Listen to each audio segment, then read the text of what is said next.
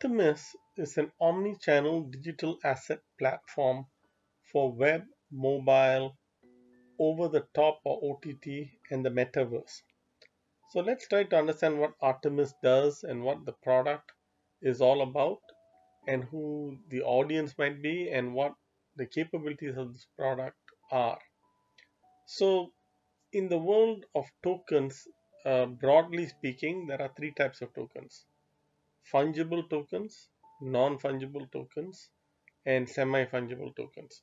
So, fungible tokens are tokens where each token is replaceable. That is, if you had a token and I had a token, we can swap tokens, and both tokens might have the same value and denomination, so it's easily exchangeable. But if you look at non fungible tokens, um, each token represents an asset. So, for example, if you had a token and your token represents your car and my token represents my automobile, then the two tokens may not be exchangeable because the value of the underlying asset is different. And then think of semi fungible tokens as being a hybrid of both fungible and non fungible tokens. Now, the issue is while there's been a lot of hype around um, NFTs or non fungible tokens, um, there's a lot of information that is being lost in all of the shuffle. So first of all, there is a feeling that um, NFTs can only be used for digital assets, and that is actually not true. So the way we look at the world of non-fungible tokens is quite holistic, and that is something that I wish to share with you in this podcast. So if you look at um, assets, we can split it up into three broad classes, and that's what we have done. We look at assets as digital assets that is things that are innately digital, like movies, music, avatars, and so on. Second is physical assets, and these would be like your street lights, smart buildings, your car, your home, and things of that nature. And then the third I would call dynamic assets, things such as energy, water, carbon credits, and so on. So these are three classes of assets. All these three classes of assets can be quote unquote NFT-fied. So it's not limited to just digital assets, but you can create digital twins of, let's say, physical assets, like let's say a memorabilia. For example, imagine a basketball signed by LeBron James. That could be NFT-fied by creating a digital twin of that object. And then these more, I would say, ephemeral objects such as energy and water, you can feel it but you can't really touch it. In the case of energy, for example, or carbon credits, you may not be able to see carbon dioxide or carbon monoxide, but you can sort of like measure it, and those things could be converted into NFTs as well. So first of all, the way we look at the world of NFTs is you can take different classes of assets. That differentiates us significantly from the rest of the players in the market. The second approach is, where do these NFTs live? So currently, most of the people, what they do is they sell NFTs on these open markets, such as OpenSea, Rarible, and Nifty, and so on. So there's nothing wrong with selling in those open markets. The analogy I would give is trying to do e-commerce on eBay or Amazon and so on. And so basically, your goods are put alongside with other goods. So you don't have necessarily a sort of a storefront of your own or your own identity. The identity begins from even the URL down to how it's designed and so on. So you just adopt a common identity, and that might be okay for non-branded goods. But when it comes to branded items, that brand you know reflects something. It has got a particular look feel, sort of like what it stands for, the type of audience it wishes to attract, and so on.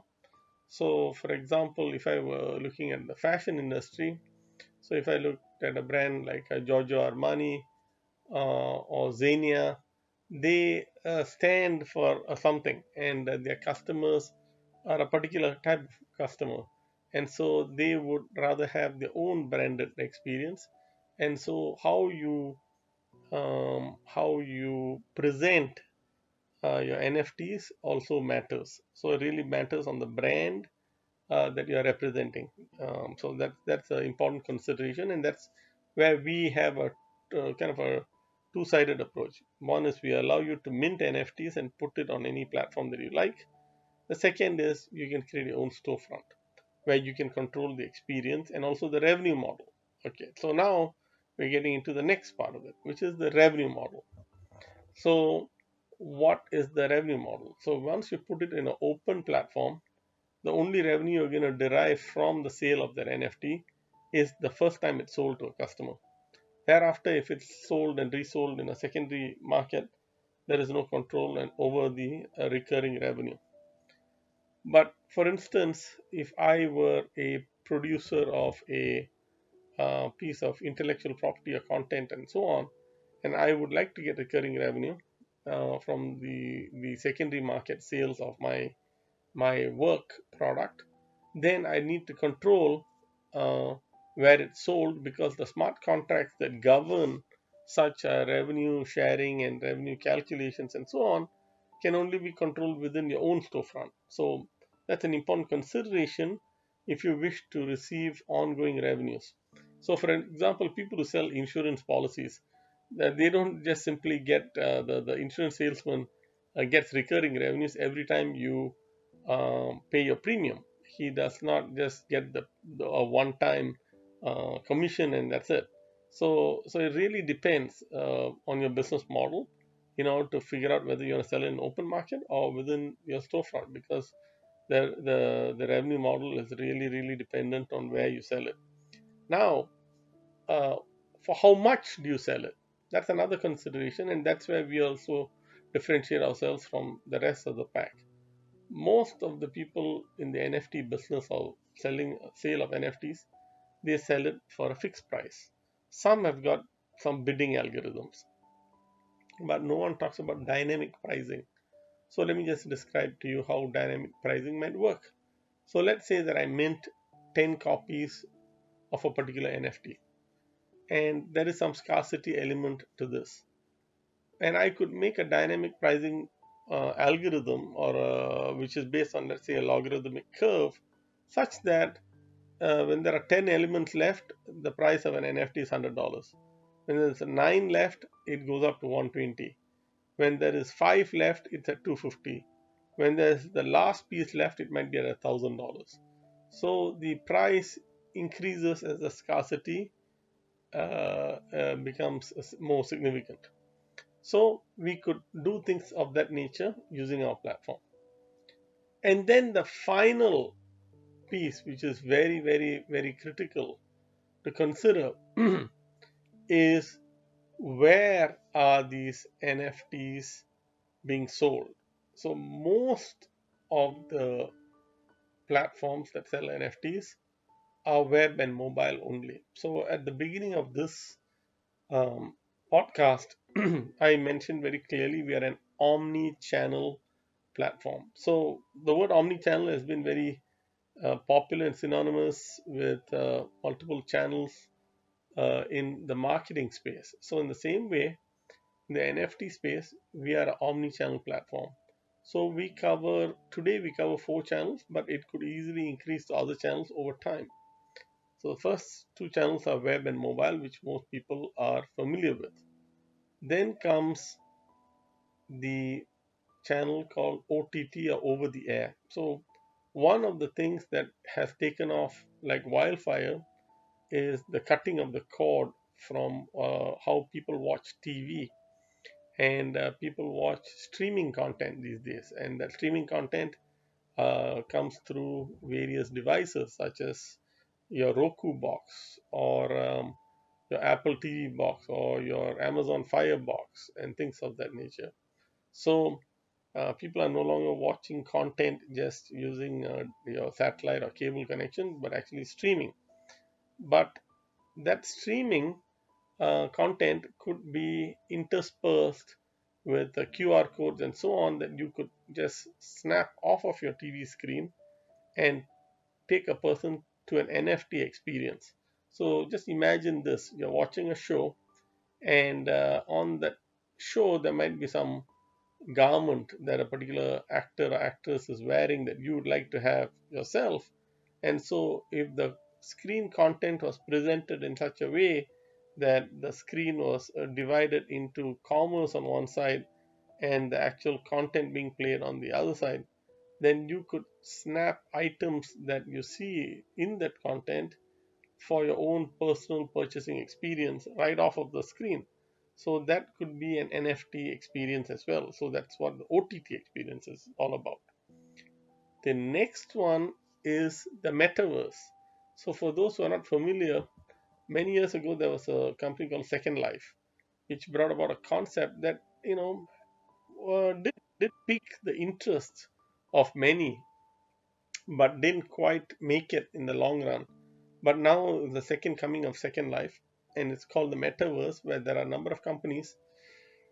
If you go to decentraland.org, it's a good example of the Metaverse where one has got this virtual land that one can sort of traverse and go to different places, and these are graphically depicted, and one can purchase items, build buildings on plots of land, and do various other things like have literally a second life.